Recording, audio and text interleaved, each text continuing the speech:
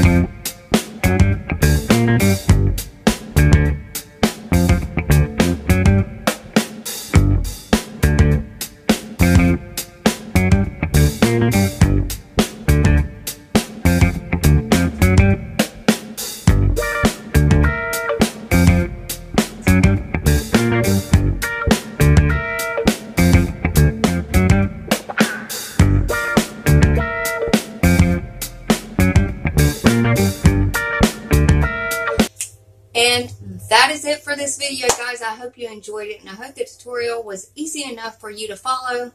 Now, again, I did choose the Spirit Bond because it kind of looked easy until I started doing it, and it took me 2 hours. Now, you didn't see 2 hours of it because I don't have to drag y'all through that, which I love doing makeup. It is like therapy to me. So, don't forget to go to the other girls' channels listed down below. Go and subscribe and show them some love. And don't forget to go and check out XNO Cosmetics and use the code SelfTaught Beauty in all caps. Get 20% off. Try out some of her makeup, some of her brushes. She's got the unicorn brushes.